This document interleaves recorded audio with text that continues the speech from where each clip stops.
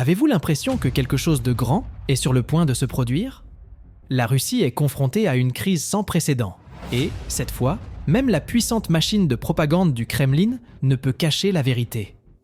Le peuple russe est furieux, l'économie s'effondre, l'armée subit des défaites humiliantes et même la télévision d'État ne parvient plus à soutenir le récit officiel. La question que personne n'osait poser résonne désormais dans toute la Russie. Poutine a-t-il toujours le contrôle du pays ? Ces derniers mois, les critiques internes se sont multipliées, les généraux sont en colère, les oligarques ont perdu des milliards et même les groupes paramilitaires ont défié le Kremlin.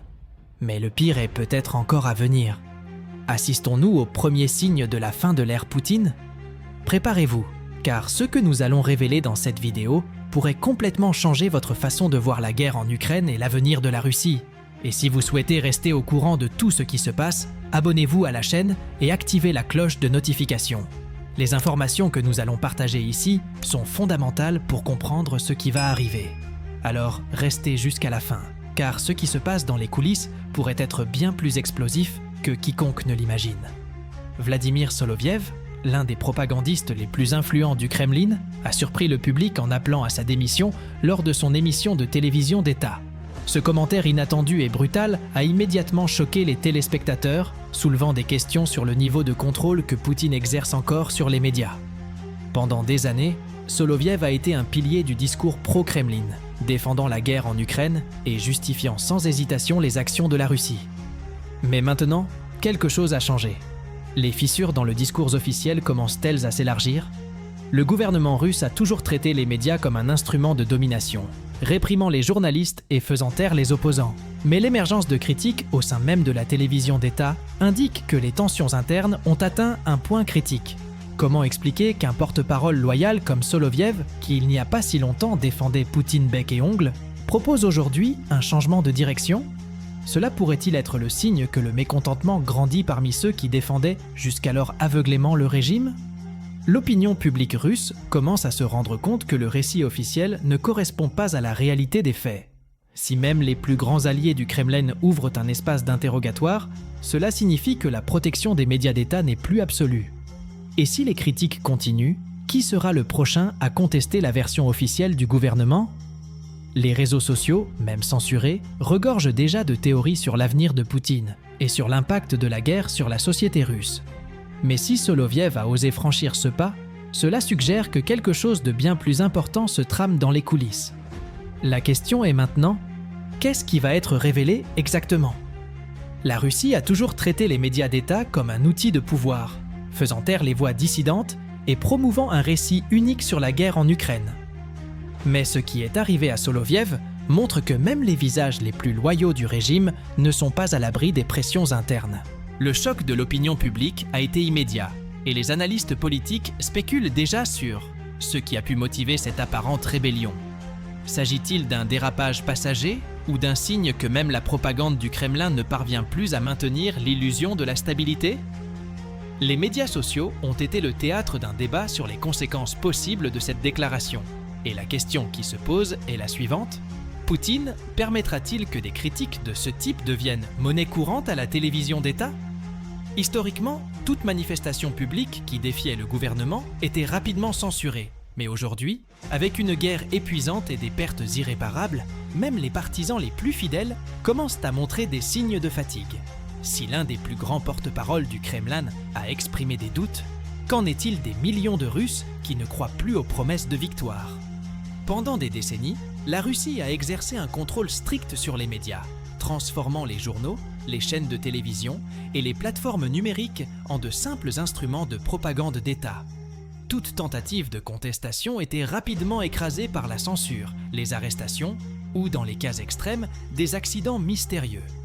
Mais le fait que des critiques apparaissent à la télévision d'État elle-même indique que le bouclier du Kremlin n'est plus aussi impénétrable. La question est désormais de savoir jusqu'où cette fissure peut s'étendre avant que le récit officiel ne s'effondre définitivement. La guerre contre l'Ukraine a intensifié cet appareil de répression. Les chaînes indépendantes ont été fermées, les journalistes ont fui le pays et les citoyens qui s'opposaient publiquement à l'invasion ont été persécutés. Pourtant, le mécontentement persiste et trouve des moyens de se faire entendre. Que ce soit dans des publications anonymes sur les réseaux sociaux ou dans des déclarations surprenantes comme celle de Soloviev, lorsque même ceux qui ont contribué à construire la propagande commencent à la remettre en question. C'est le signe que le mécontentement interne ne peut plus être ignoré. Les vagues de répression n'ont pas empêché l'émergence de mouvements d'opposition qui, malgré la peur, continuent de défier le gouvernement. De petits actes de résistance, comme les graffitis contre la guerre ou les grèves silencieuses, deviennent des symboles d'un mécontentement croissant. Le Kremlin peut encore renforcer le siège, mais plus il étouffe la vérité, plus grande est la pression pour qu'elle explose de manière incontrôlable. La question n'est plus désormais de savoir si cet effondrement narratif se produira, mais quand.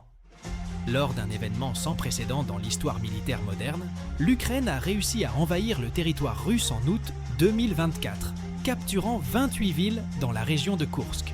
C'était la première fois qu'un pays doté d'un arsenal nucléaire était directement attaqué à l'intérieur de ses frontières depuis la Seconde Guerre mondiale. L'audace de l'offensive a pris Moscou par surprise, révélant des failles alarmantes dans les défenses russes et ébranlant profondément la confiance du public dans le leadership de Poutine. Si jusqu'alors le Kremlin avait réussi à entretenir l'illusion que la guerre était sous contrôle, cette invasion a détruit tout vestige de crédibilité. L'humiliation était publique et dévastatrice. Des vidéos ont commencé à circuler montrant des soldats russes fuyant, abandonnant leur matériel et laissant derrière eux des villes entières sans résistance significative. Des rapports indiquent que certains soldats russes ne savaient même pas que l'Ukraine avait traversé la frontière avant que les combats ne battent leur plein. L'impact psychologique de cette attaque a été brutal, les citoyens russes se demandant « Si l'armée ne peut pas défendre son propre territoire, comment peut-elle gagner une guerre à l'étranger ?» Le Kremlin a rapidement tenté de minimiser les dégâts, en censurant les rapports et en affirmant que l'opération spéciale se déroulait comme prévu. Cependant, la vérité était impossible à cacher. Pour la première fois, la Russie a pu goûter chez elle aux ravages qu'elle avait causés en Ukraine. La population commença à se demander dans quelle mesure cela valait la peine de continuer cette guerre. Et si une attaque d'une telle ampleur se produisait aujourd'hui, qu'est-ce qui empêcherait quelque chose d'encore plus catastrophique à l'avenir ? La guerre en Ukraine a déjà eu des conséquences humaines effrayantes pour la Russie. Les rapports indiquent qu'entre 700 000 et 790 000 soldats russes ont perdu la vie depuis le début de l'invasion, un chiffre qui augmente chaque jour. Le pays est confronté à une moyenne dévastatrice de plus de 1500 victimes par jour, un taux qui aurait été impensable au début du conflit. Pour de nombreuses familles russes, la guerre a cessé d'être un problème lointain et est devenue une tragédie personnelle. Ce qui était autrefois présenté comme une opération militaire spéciale signifie désormais des enterrements silencieux, des veuves sans réponse et des mères qui ne reverront jamais leurs enfants rentrer à la maison. Dans les petites villes russes, où la plupart des soldats sont enrôlés de force, l'impact est encore plus cruel. Les cimetières ont été agrandis pour accueillir les victimes de la guerre, tandis que les photos de jeunes soldats disparus se multiplient sur les publications et les réseaux sociaux.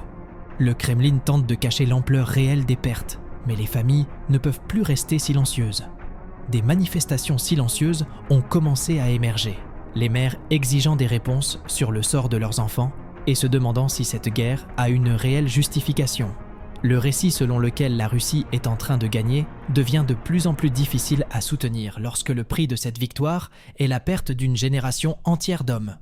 Pendant ce temps, le recrutement forcé se poursuit, de jeunes hommes étant envoyés au front sans formation adéquate. Il semblerait que des soldats aient reçu l'ordre de se battre sans disposer de munitions suffisantes ni d'un équipement de protection adéquat. Le moral des troupes est à son plus bas niveau dans l'histoire de la Russie, et le nombre de déserteurs augmente chaque mois. Si le gouvernement a déjà du mal à contenir les critiques internes, comment peut-il convaincre davantage de soldats de se sacrifier pour une guerre qui n'apporte que douleur et désolation ? L'économie russe s'effondre sous le poids de la guerre. Alors que les taux d'intérêt grimpent de 8% à 21% et que l'inflation devient incontrôlable, le pouvoir d'achat des citoyens s'évapore rapidement. Le rouble, déjà en difficulté, s'est effondré, rendant les biens de première nécessité inabordables pour la population. La réalité économique de la Russie est celle de supermarchés vides, de salaires dévalués et d'un système financier incapable de supporter les coûts d'une guerre prolongée. Si auparavant le Kremlin promettait que les sanctions occidentales n'affecteraient pas le pays, désormais la vérité est devenue impossible à cacher. La Russie est en train de couler. Les effets des sanctions internationales sont visibles dans tous les secteurs. Les entreprises occidentales ont abandonné le pays. Les industries stratégiques souffrent d'une pénurie de composants. Et le secteur de l'énergie, l'un des piliers de l'économie russe, est confronté à une baisse drastique de ses exportations.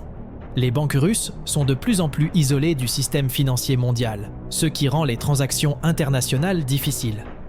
Avec moins d'argent en circulation et un gouvernement qui donne la priorité au budget militaire, la classe moyenne disparaît et des millions de Russes sont tombés sous le seuil de pauvreté. Le rêve de stabilité économique s'est transformé en cauchemar. La population, qui soutenait auparavant la guerre sous la promesse d'un retour glorieux, ressent désormais les effets dévastateurs du conflit dans ses poches. Les restaurants ferment, les usines cessent leurs activités et les entreprises publiques suppriment des milliers d'emplois. Le désespoir grandit et, avec lui, l'insatisfaction générale.